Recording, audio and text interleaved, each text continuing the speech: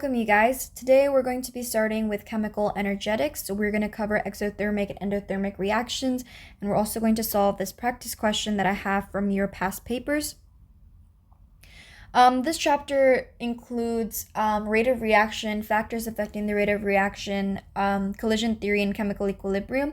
So it's going to take us a couple of videos to cover the entire thing. So let's just dive right into it. Exothermic and endothermic are two types of reactions, two types of chemical reactions. Exothermic releases energy into the surroundings.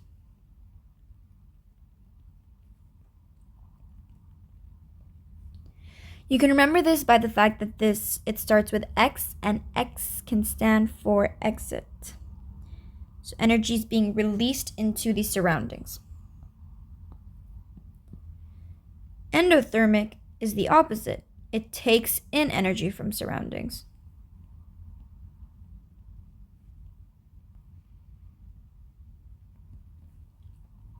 You can also remember this by the fact that it starts with N, and that can stand for enter. So that is the basic definition of exothermic and endothermic. An example of an exothermic reaction would be the combustion reaction of methane.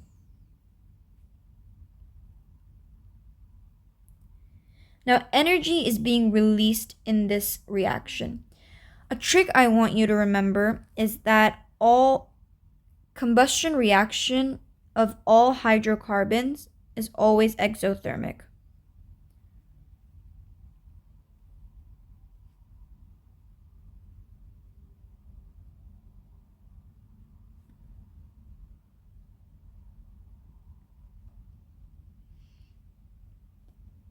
Now, what is a combustion reaction? A combustion reaction is basically a compound being burned in the presence of oxygen. So methane over here is being burned in the presence of oxygen. Now, how you can identify if a reaction is a combustion reaction is by looking at the products. Combustion reactions always form carbon dioxide and water.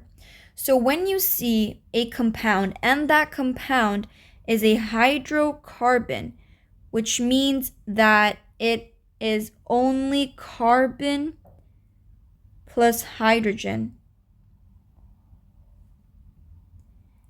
and it is being burned in the presence of oxygen, and your products are carbon dioxide and water, you can immediately conclude that this reaction is exothermic. An example of endothermic would be the thermal decomposition of calcium carbonate.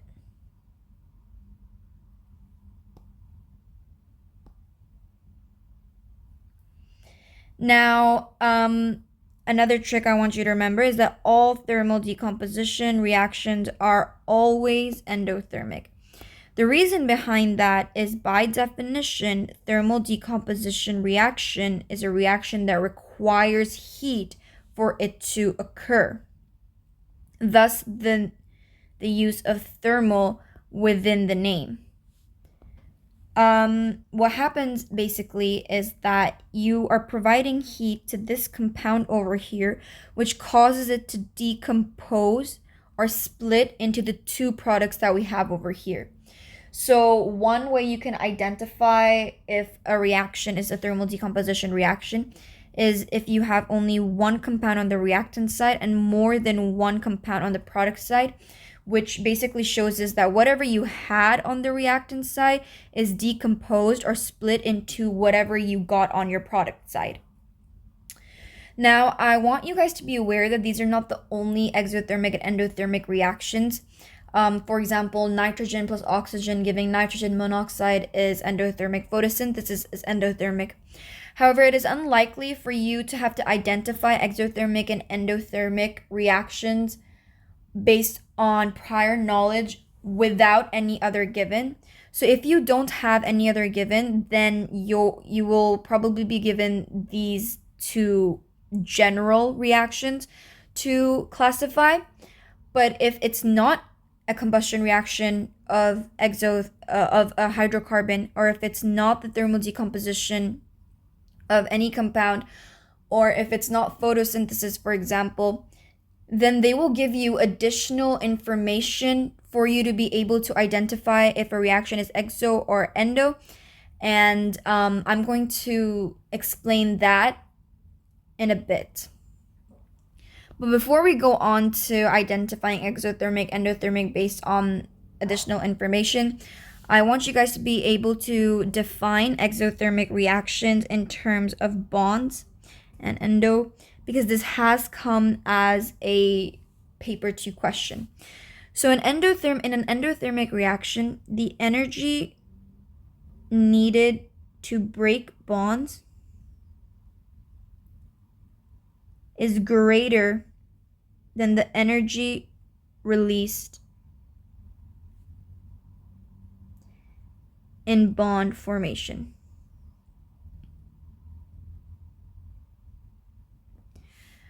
So bonds are broken on the reactant side, okay? And those broken bonds rearrange to form new substances on the product side. Now, since in an endothermic reaction, energy is being taken in, the energy over here is greater than the energy that is being released over here. In the exothermic reaction, it's the opposite. The energy released in bond formation, remember that is the definition of exothermic, releases energy. So energy released in bond formation is greater than the energy needed to break bonds.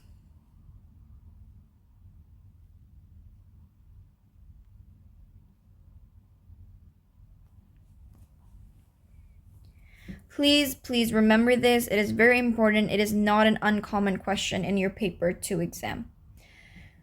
Now let's move on to the additional information, which is how you're going to be able to identify exothermic or endothermic based on the given, is using the heat of reaction.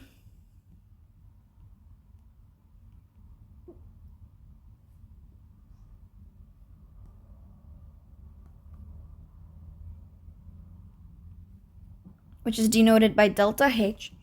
This is basically the change from reactants to products. Now, it is the definition is not necessary at all. What is important is what I'm about to write right now. Delta H, delta basically stands for change. When delta H is negative, your reaction is exothermic. When delta H is positive, your reaction is endothermic. This is very, very, very important. This is the only way that you will be able to identify your exothermic or endothermic reaction if you were not given your general forms of reaction. Before I move on to the practice question, I do want you guys to know energy profile diagrams. They're more common in your paper 2 exam. However, they have come in paper 4.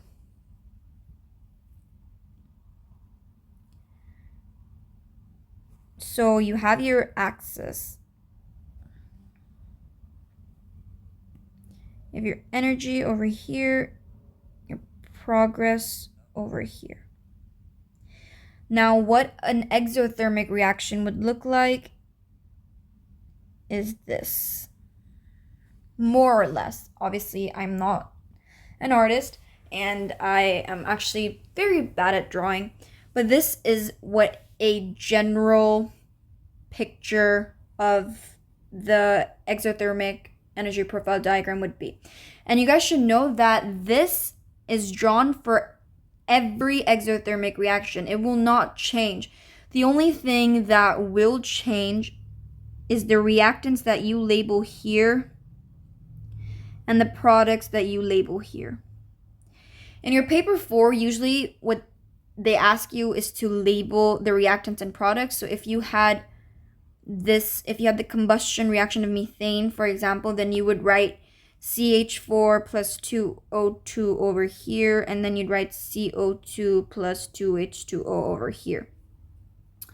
Or they can ask you to sketch the entire energy profile diagram, but the thing is, it's the same diagram for every exothermic reaction. All you will be changing is the labeling that you do over here and the labeling that you do over here. This much represents your delta H, which is negative. This much represents your activation energy. Now, what is activation energy? Activation energy is the minimum amount of energy required for the reaction to start up, for it to occur. You do need to know this for the sake of understanding further concepts. And also it can come as a definition in paper 4.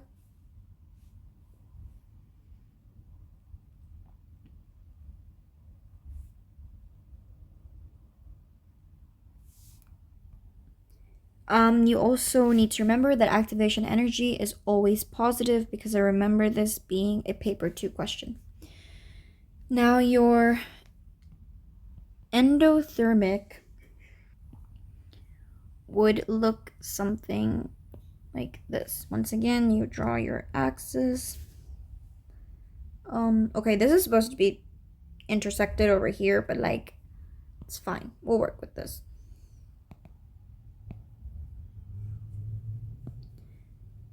Energy, progress, and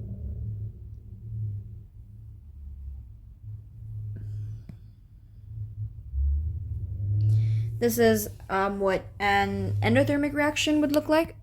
And this would be your reactants. This will be your products. All of this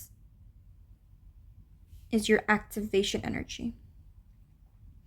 Now, as activation energy is the amount of energy required to start up a reaction, and this is an endothermic reaction, which means it by default takes in energy, it makes sense why the activation energy is a lot more than what you have for the exothermic reaction. And over here, you have your delta H, which is positive. So that's everything you need to know for your exothermic and endothermic. Let's try this practice question over here. All right, bond breaking is endothermic and bond forming is exothermic.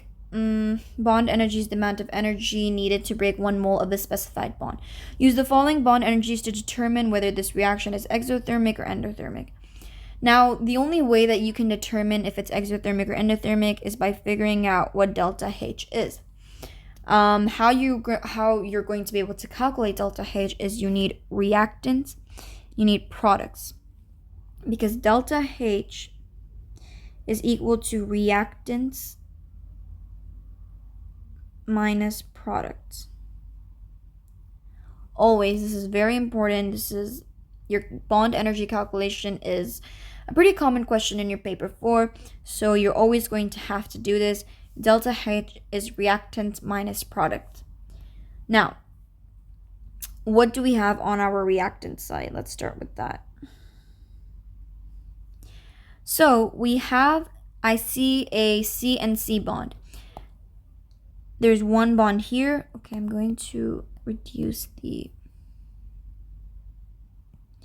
there's 1 bond here, and there's 1 bond here. Now, you guys need to be careful. You're not counting the amount of elements that are present. No, you're counting the bonds that those elements are forming. So it's forming 1 bond, 2 bonds. So it's forming 2 bonds in total. So C and C is equal to 348. So 2 into 348 plus. there are C and H bonds. How many of those? 1, 2, 3, 4, 5, 6, 7, 8. C and H is equal to 412. So 8 into 412. And we have Cl and Cl, that is equal to 242. You grab your calculator and you calculate away. Plus 8 into 412 plus 242. You get 4234. Let's do our products now. You repeat the same process. How many C and C? There are 2. So 2 into 348 once again. Plus, how many C and H? We have 1, 2, 3, 4, 5, 6, 7. 7 into 412. Plus, we also have a C and Cl bond, which is equal to 338. And we have a H and Cl, which is 431.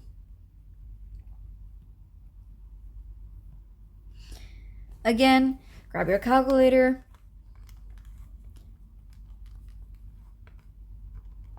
And you get 4349.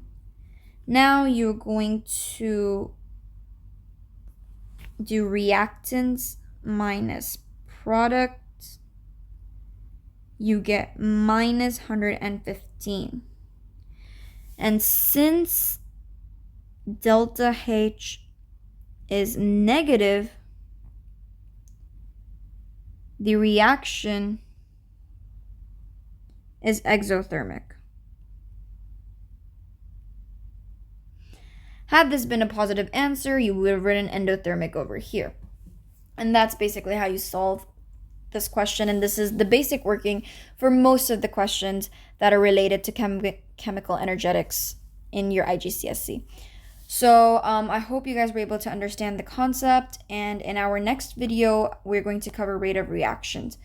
And if this was helpful and you know someone who needs help, then copy the link, send it, tell your friends, and I'll see you guys next time.